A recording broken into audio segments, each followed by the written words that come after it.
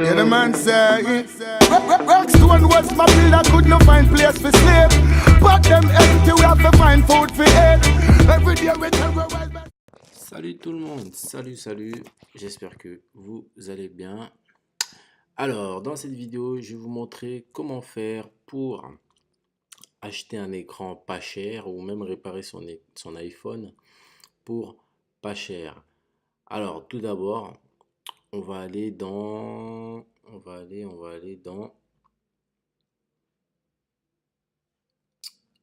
Safari. Voilà, bon, directement sur ma page YouTube. Hop, c'est pas ça qu'on veut. On va aller directement sur eBay.fr. eBay, il y a eBay qui propose des très bons écrans. Et il y a aussi Amazon hein, et AliExpress. Sauf que sur AliExpress, ça prend énormément de temps. Alors, donc là, par exemple, on va chercher écran iPhone 6. Hein. Écran iPhone 6, bah, vous voyez, c'est déjà là. Hop, on cherche ça. Et là, comme vous pouvez voir, on tombe sur pas mal d'écrans. Vous voyez, là, il y a quoi? Là, il y a 1, 2, 3, 4, 5, 6. Voilà. Il y a plein de vendeurs. Et parmi ces vendeurs, bah, chacun propose son prix, quoi. Donc, moi, ce que je fais, en fait, tous les vendeurs que vous voyez là, j'ai déjà acheté chez eux, voilà. Il y en a avec qui ça s'est plus ou moins bien passé, quoi. Voilà, alors le premier, j'ai déjà acheté chez lui. Top fiabilité. Bon, il est fiable, on reçoit toujours. Moi, j'ai toujours reçu et très très vite en plus. Alors là, vous pouvez voir, son écran est à 25,90 pour un iPhone 6. C'est-à-dire un écran blanc ou noir ou voilà. Livré en 24 heures possible pour toute commande avant 13 heures. Voilà, donc par exemple, si vous voulez choisir cet écran-là, vous pouvez, ou même, regardez, en bas, il y a des écrans moins chers, mais qui dit moins cher dit peut-être la qualité, vous voyez, etc. Voilà. Bref, de toute façon, dans tous les cas, les prix sont abordables. Pour 25 euros, vous pouvez réparer votre iPhone 6 au lieu d'aller chez Apple ou chez un autre mec qui va vous prendre 100 euros, 70 euros, c'est super cher, quoi. Voilà, donc là, par exemple, on va cliquer sur lui, hop. Hop, on a cliqué. Avant d'acheter, par exemple, là, vous voyez, par rapport à mon adresse, livraison estimée le 24 et le 25 avril. Voilà, donc ça va super vite. On peut choisir la quantité, couleur noir ou blanc, etc. Mais avant d'acheter, vous pouvez aller voir les avis. Alors là, je vois pas les avis, je sais pas où ils sont. Mais sur le portable, vous pouvez voir les avis, en fait. Des gens qui ont déjà acheté, etc. Pour voir si c'est fiable ou pas, etc. De toute façon, tous les vendeurs qui sont sur eBay sont fiables, hein, parce que je pense que vous mettez des garanties quand vous vous inscrivez.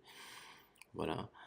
Euh, donc ce vendeur-là, il vend l'écran d'iPhone 6. Donc pour acheter, bah, rien de compliqué, hein. Soit vous avez un compte PayPal, ou soit vous mettez directement votre carte bleue et vous faites achat immédiat et vous suivez les instructions, vous payez et vous recevez chez vous.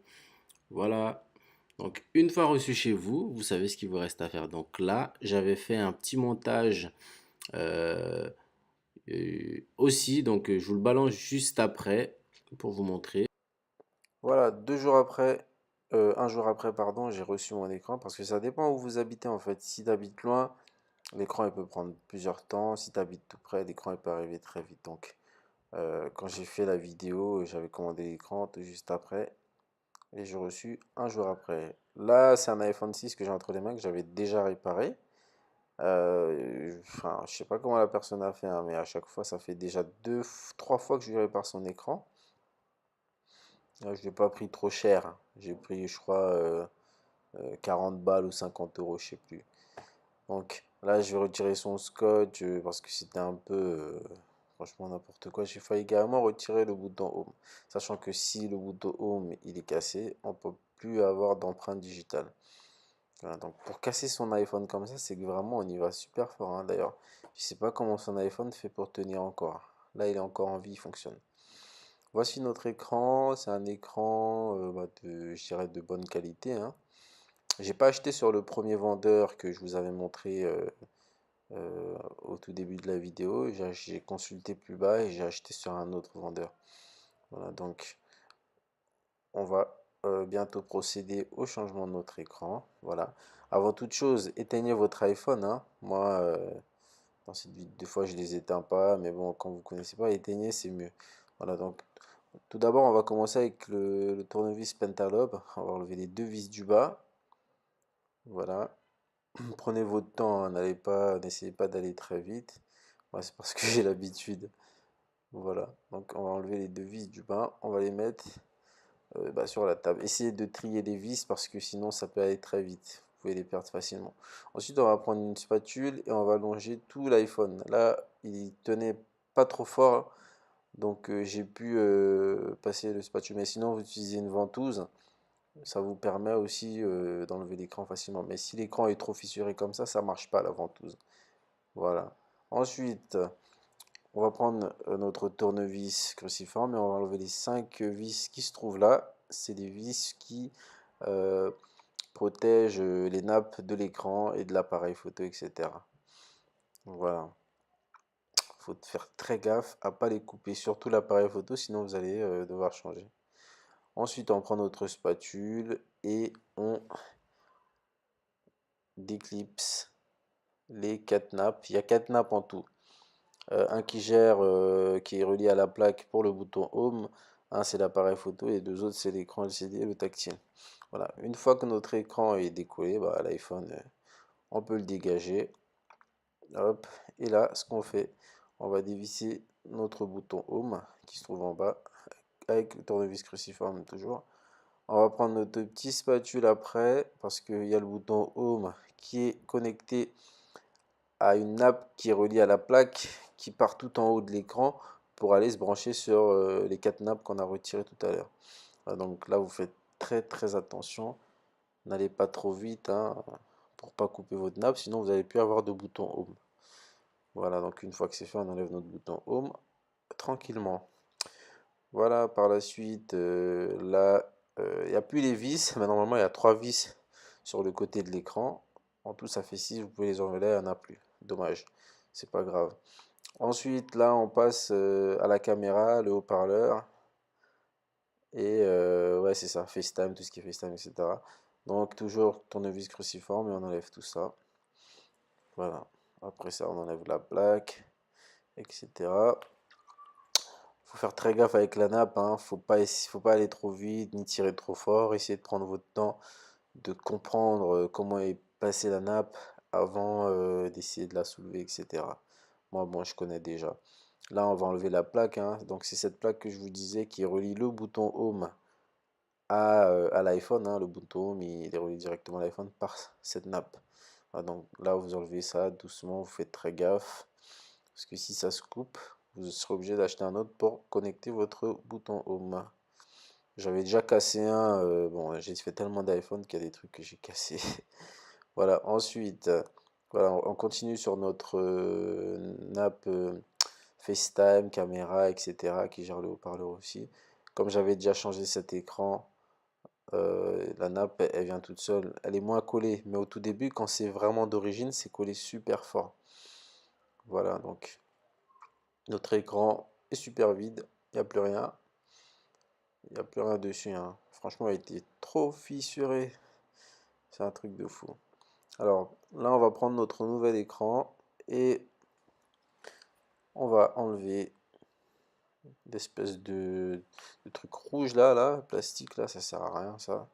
Vous enlevez tout ça. Ça dépend des écrans que vous recevez, hein. Il y a des vendeurs qui le mettent, il y en a qui le mettent pas ou je sais pas. Voilà. Ensuite, on va prendre notre caméra FaceTime qui gère le haut-parleur, comment on appelle ça, le capteur de proximité, etc. Et on va le recoller, même emplacement. Donc normalement, le montage est beaucoup plus facile que le démontage. Là, il y a un peu de colle sur l'écran que j'ai reçu, donc normalement tout s'emboîte tout seul. Il suffit de le mettre tout doucement sans trop se prendre la tête. Voilà. Vous mettez ça doucement comme ça. Vérifiez que c'est bien mis, hein. Parce que des fois, on pense que c'est bien mis, alors que quand on referme le téléphone, on voit que ça marche pas bien, etc. Voilà. Ensuite, une fois que c'est bien mis, etc. Une fois que c'est bien mis, pardon, on va reprendre notre plaque. Voilà, donc cette plaque indispensable pour notre bouton Home. On va mettre notre plaque à son emplacement. Voilà, tout doucement comme ça. Ensuite, on va prendre notre tournevis cruciforme et on va remettre les 6 vis qui gèrent la plaque à côté. Voilà, j'avais un autre iPhone en stock, du coup j'ai pu récupérer les vis dessus. Mais autrement dit, il n'y avait pas de vis dessus. Des fois, je répare des iPhones, il n'y a même pas de vis, je suis obligé d'en mettre. Là, on va remettre le haut-parleur, hein, le haut-parleur qui se trouve. En fait, le haut-parleur se trouve sous la nappe qui gère la caméra. On va dire il y a une nappe qui gère la caméra qui est obligée de passer au-dessus pour se connecter. Voilà, donc on met ça là. Ensuite, on remet notre plaque et on va revisser tout ça tranquillement.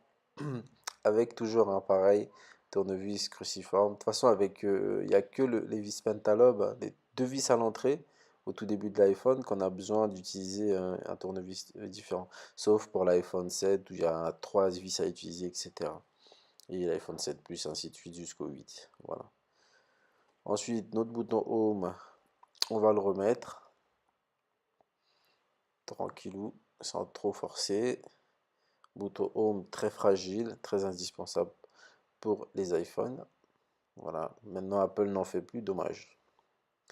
Une fois que c'est clipsé, on va prendre notre plaque qui maintient en place, hein, notre bouton Home, et on va le mettre tranquillement aussi pour finir de le visser avec les vis qui le tiennent en place. Et voilà, notre écran est fini. J'ai tout enlevé sur l'autre pour le remettre. Donc là, ce qu'on va faire, on va reclipser sur l'iPhone les 4 nappes. Il faut essayer de faire très gaffe parce que en dessous de l'iPhone 6, sous la carte mère, on peut endommager l'écran et du coup notre écran il s'affichera plus jamais. Mais l'iPhone fonctionnera toujours. Mais bon, un iPhone sans écran, vous savez ce que ça veut dire. Voilà, une fois que c'est clipsé, on va reprendre notre plaque qui couvre les nappes et on va les revisser avec tournevis cruciforme. Encore une fois. Voilà, alors comme je vous expliquais, sur chaque iPhone, enfin sur les iPhones, chaque vis va quelque part, hein, donc faites très gaffe quand vous mettez votre truc. Donc là, on va refermer notre iPhone, on va le rallumer aussi.